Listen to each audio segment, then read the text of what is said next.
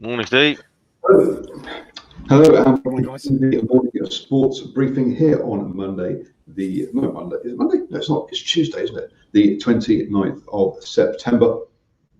Hope you're all having a wonderful start to the week.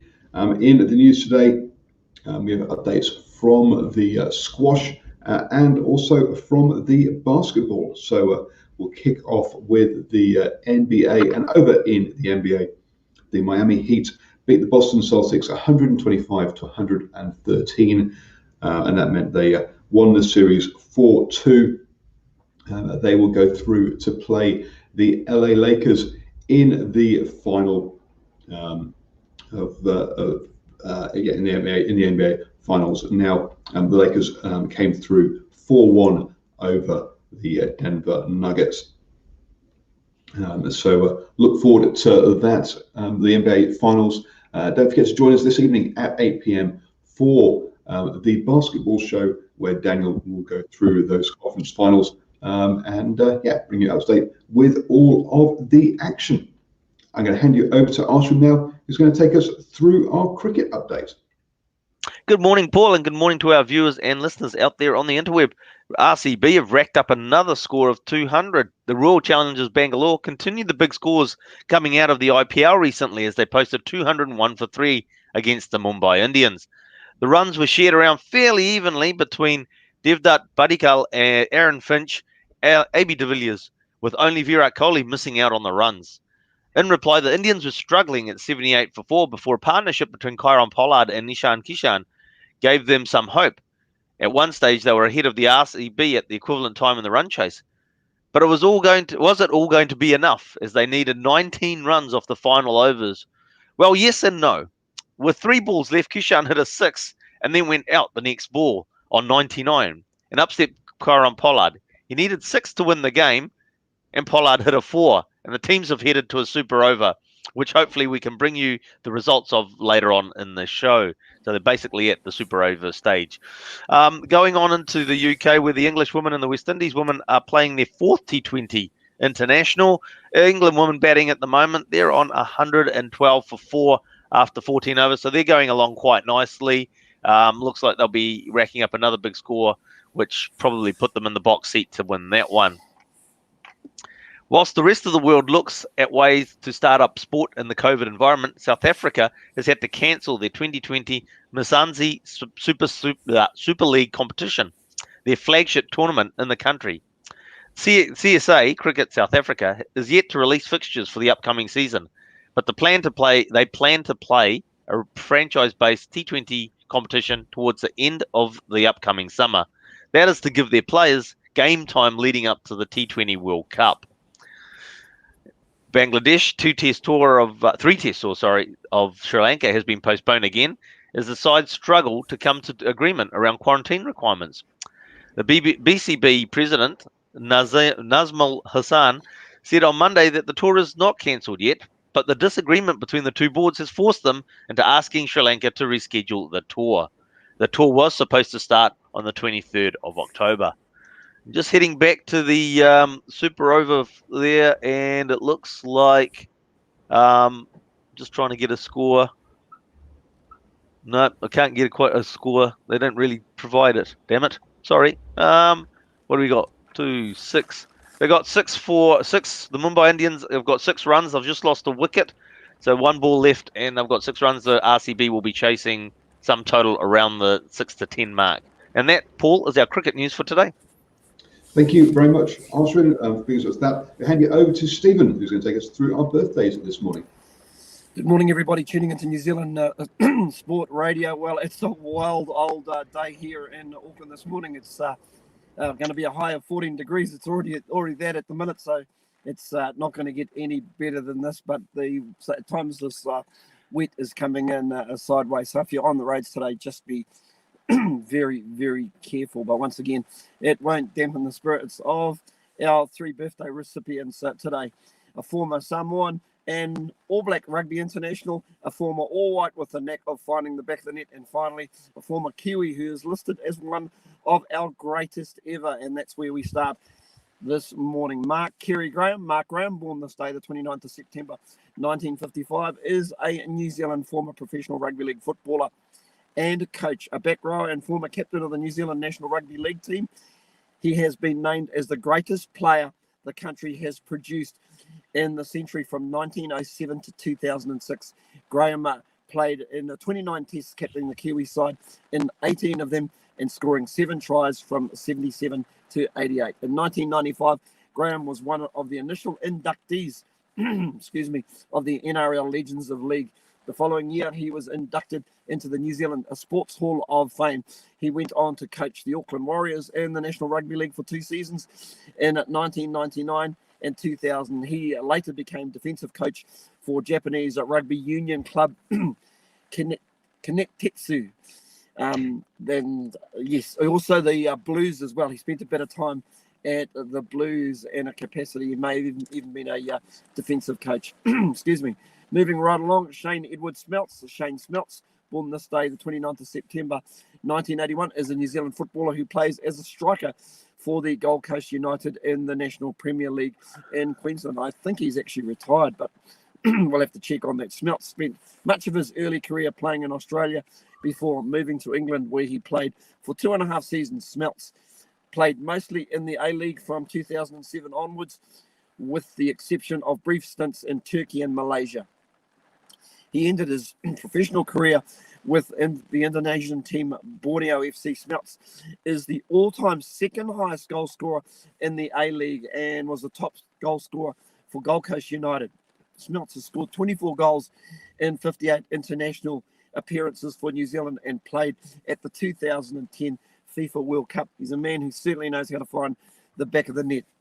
And finally, Patrick Richard Lamb, or Pat Lamb, born this day, 29th of September 1968, is a rugby union coach and former player who represented Samoa, born in Auckland, New Zealand. His usual position as a player was number 8. He is currently the director of rugby at Bristol Bears in England's Premiership Rugby. Lamb played 1 game for the All Blacks in 1992. I remember that. They played against Sydney or Eastern Suburbs out in the outer suburbs and got heavily defeated. So, not a memorable one. He became All Black in 928 on that night, and it was a non-test game. He played for Samoa first in 1991 and went on to captain them and represented them at 3 World Cups, retiring from international rugby after the 1999 tournament. Samoa reached the 1991-95 quarterfinals against all expectations. That was obviously back in the day when eligibility was, shall we say, a little bit loose. Playing for Samoa 1 year and the All Blacks the next year. Yeah, pretty crazy back then. I wouldn't want to see eligibility go back to those particular times.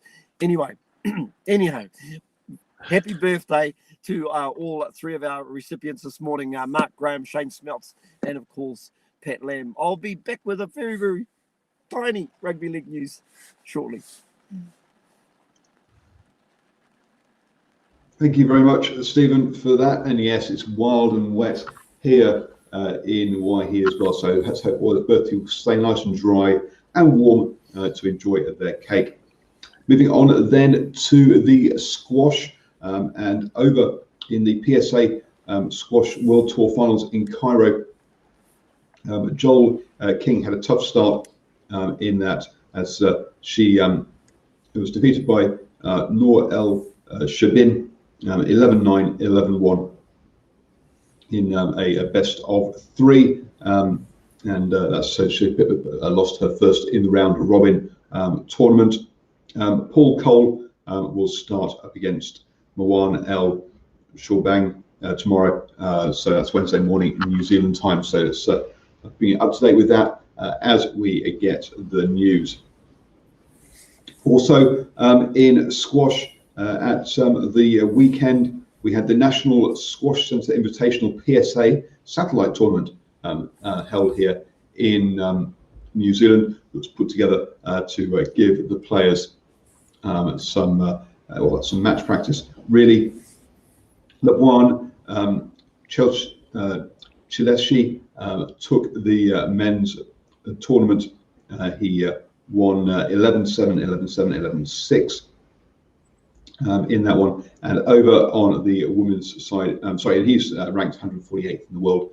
Over on the women's side, Emma Miller won that one, 13-11, 11-3, 11-6, up against who ranks 115th in the world. That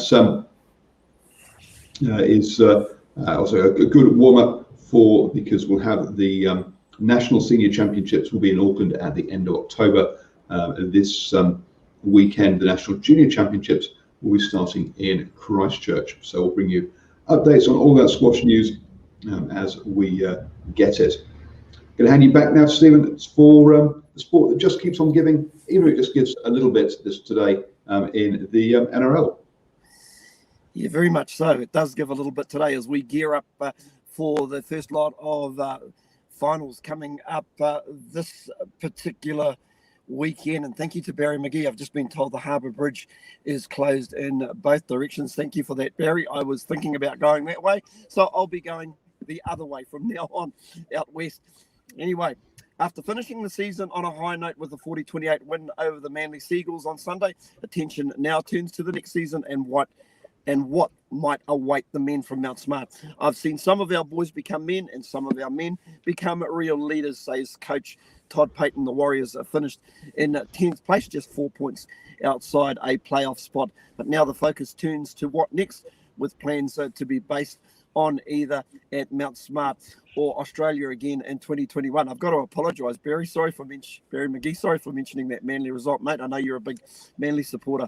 Incoming coach Nathan Brown is eager to spend time during the off-season with the New Zealand-based training group while the rest remain in Australia. If the team is based across the Tasman again, they'll then reunite in Tamworth again in the new year. If the borders are open, it's back to home here, according to Warriors CEO Cameron George. If the borders remain shut before Christmas, that's what we'll execute.